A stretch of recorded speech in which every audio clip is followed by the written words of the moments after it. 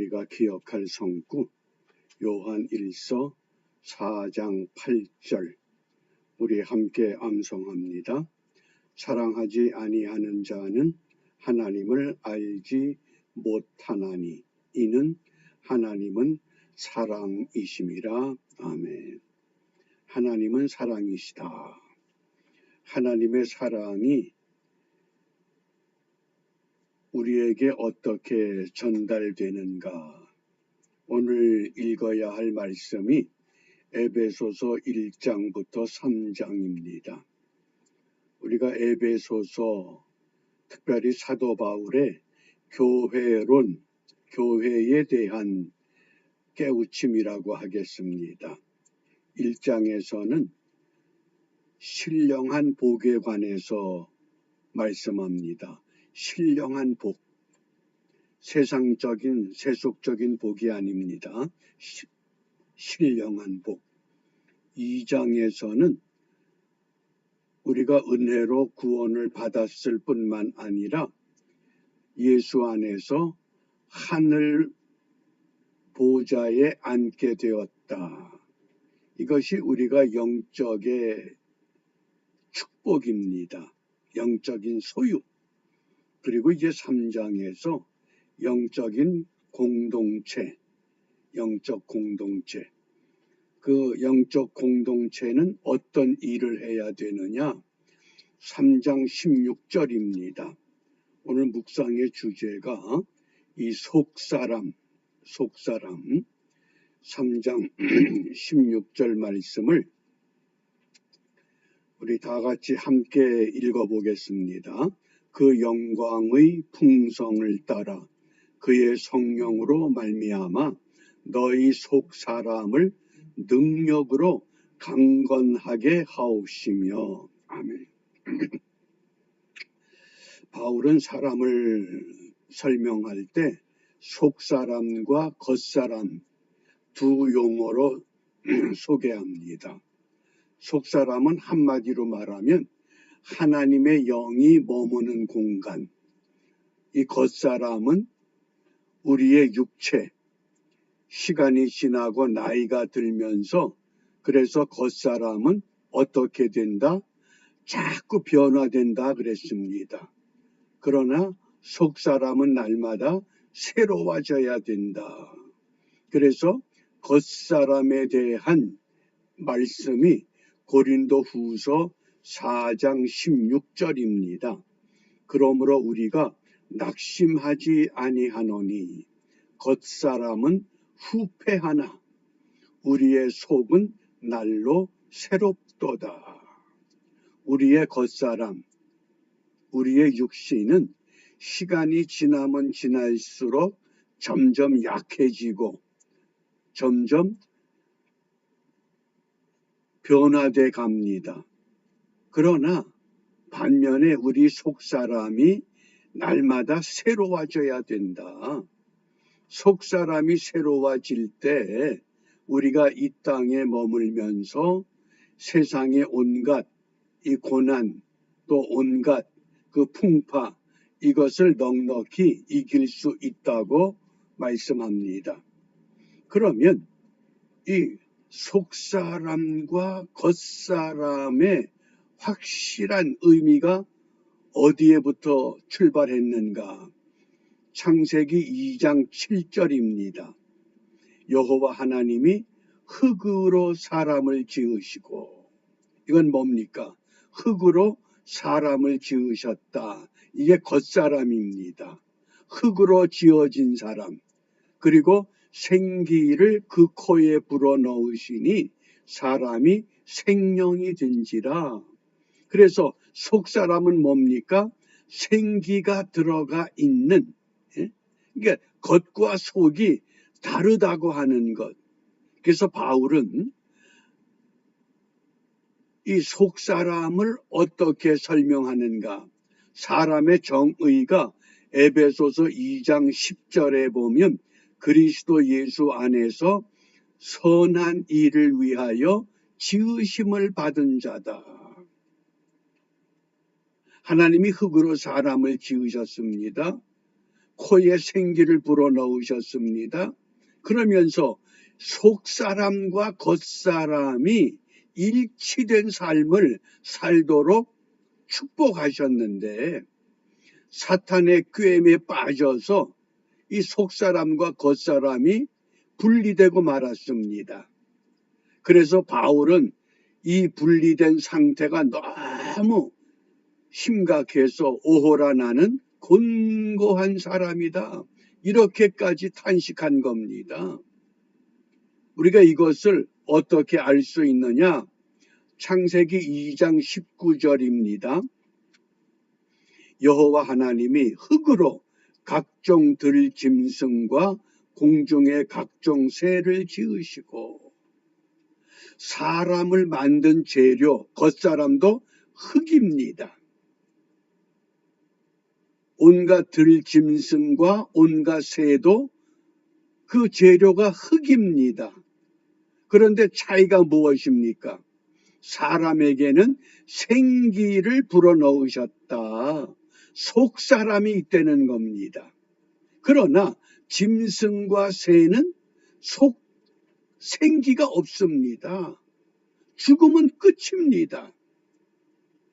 근데 사람은 죽음이 끝이 아니라고 하는 것, 이 겉사람과 속사람, 그래서 겉사람은 변화돼서 후패돼서 호흡이 멈추어지면 땅속에 묻힐 수밖에 없지만 속사람은 생기는 살아있는 영은 소멸되질 않기 까닭에 주님 다시 오실 때에 육과 영혼이 다시 결합이 돼서 하나님 보호자 앞에 나가야만 한다고 하는 것.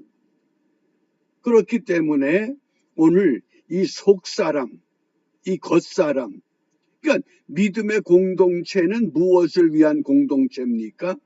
겉사람을 위한 공동체가 아니라 속사람을 훈련하고 속사람을 반듯하게 세워가는 공동체로 자리를 잡아야 합니다.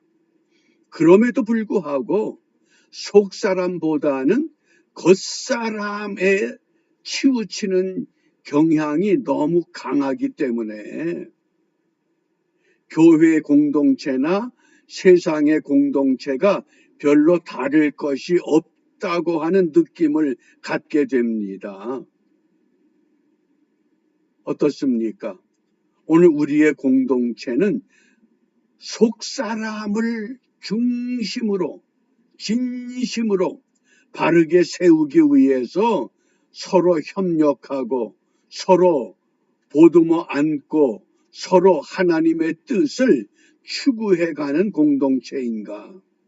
아니면 겉사람을 즐겁게 하기 위한 어떻습니까? 우리가 지난 1년을 돌이켜보면서 2026년 새해를 맞이할 때에는 좀 더 속사람에게 관심을 갖는, 어떻게 하면 속사람이 날로 새로워질 수 있을까? 그래서 바울이 로마서 7장 22절에 이런 고백을 합니다. 내 속사람으로는 하나님의 법을 즐거워하되, 속사람이 생기가 들어왔기 때문에 그 생기에 의해서 하나님의 법을 따라 살기를 즐거워하는데, 그런데 뭐라 그럽니까? 내 안에서 이 마음의 법과 죄의 법이 늘 다투면서 마음의 법이 죄의 법을 다스리지 못하고 죄의 법이 마음의 법, 하나님의 법을 짓누르기 때문에 바울이 탄식합니다. 오호라, 나는 곤고한 사람이구나. 이게 사도 바울 같은 그 위대한 인물도 하나님 앞에서 나는 곤고한 사람이다, 이런 탄식과 절망을 쏟아 놓았다고 하는 겁니다. 그럼 어떻게 우리가 속사람을 날마다 새롭게 할 수 있느냐? 그것을 한마디로 말하면 묵상이라고 하는 단어로 설명할 수 있습니다. 우리가 묵상한다. 말씀을 묵상하는 것. 말씀을 듣는 것이 아니라 말씀을 묵상하는 것. 우리가 짐승, 가축에 비유하면 이 소라고 하는 이 가축, 주간에는 들에 나가서 온갖 풀을 다 뜯어 먹습니다. 그런데 소를 해부해 보면 소는 위가 4개가 있습니다. 그래서 일단 첫 번째 위, 혹이라고 하는 그 위에다가 뜯어 먹은 것을 계속 저장해 놓습니다. 그리고 해가 질 무렵 외양간에 들어오면 이제 그때부터 밤새도록 되새김질을 하는 겁니다. 되새김질을 하고 그래서 그 위에 첫 번째, 두 번째, 세 번째, 네 번째 위를 거쳐서 밖으로 나오게 될 때는 소똥 보셨어요? 얼마나 고운지 모릅니다. 그 거친 풀을 뜯어 먹었는데 거친 게 하나도 없습니다. 왜? 완벽한 소화를 이루기 때문에. 그걸 묵상이라고 그러는 겁니다. 하나님의 말씀을 듣고 지나쳐 버리는 것이 아니라 하나님은 사랑이다. 그 사랑은 내게 어떻게 나로 하여금 내 삶을, 내 생각을, 내 행동을, 내 습관을, 내 언어를 주장하는가? 그걸 깊이 반추하고 되새기고 또 반추하고 그걸 묵상이라고 하는 겁니다.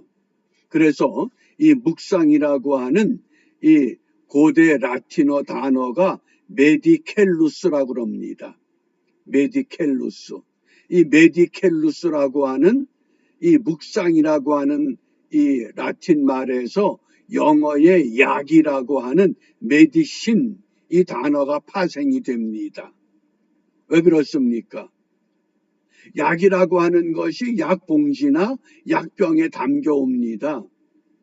아무리 좋은 약이라도 그걸 내가 뜯어서 약을 마시든지 약을 삼키지 않으면 내게 효험이 없습니다. 그게 묵상이라는 겁니다.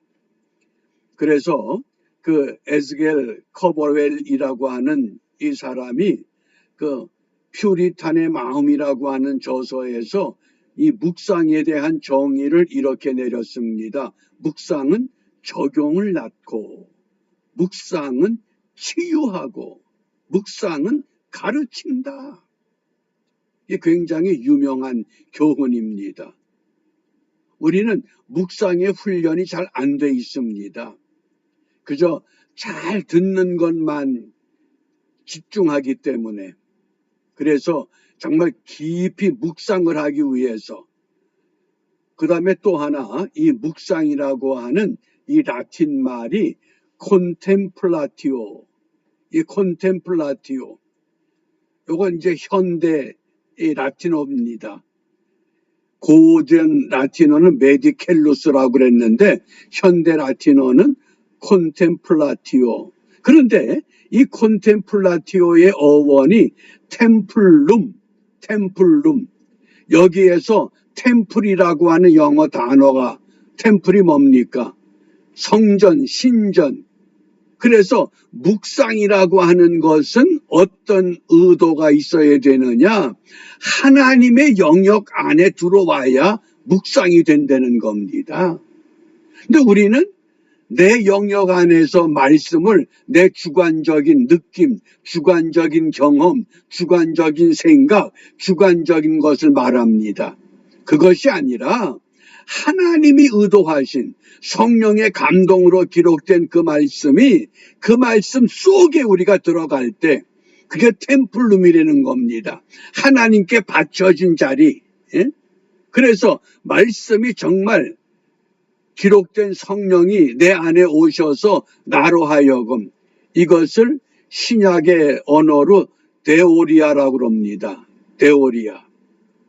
그래서 정말 묵상은 어떻게 해야 되느냐?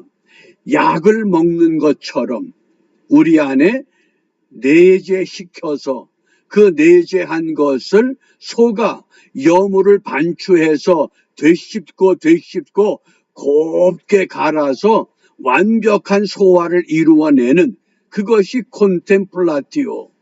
그랬을 때 그 말씀이 우리의 생명이 된다고 하는, 속사람을 그렇게 날마다 새롭게 해야 된다. 따라서 이 아침에 우리가 기도할 성구가 시편 1편 2절입니다. 오직 여호와의 율법을 즐거워하여 그 율법을 주야로 묵상하는 자로다. 하나님의 말씀을 시간 나는 대로 주야로 묵상한다. 정말 말씀을 되새기고 말씀을 다시 깊이 상고하고, 그래서 오늘 기도가 주의 말씀을 묵상하며 살아가게 하옵소서. 어떻게? 우리가 예수님이라면 어떻게 하셨을까? 찰스 웰던이라고 하는 작가의 우리가 이야기를 이미 다 읽었습니다. 다시 한번 우리가 어떤 일을 하기 전에 주님께서 이 일을 하시면 어떻게 하실까? 우리가 한번 생각하고 깨닫는 이런 은혜로 새해를 맞이하는 은총의 하루가 되시기를 주님의 이름으로 축복하며 부탁합니다. 기도하겠습니다. 은혜로우신 아버지 하나님, 2025년 한 해를 마감하는 첫 시간입니다. 비옵기는 지난 1년 우리를 돌보시고 지켜주시고 인도하신 하나님의 은혜를 우리 중심에서 헤아리며 새해를 맞이할 때는 이전보다 더 주님 사랑하는 일을 위해서 하나님의 말씀을 바르게 묵상하며 삶에 적용하며 경건한 언어와 생활과 습관을 통해 주님 닮아가는 일에 좀 더 앞장서가는 우리 모두가 되도록 인도하여 주시옵소서. 예수님 이름으로 기도합니다. 아멘.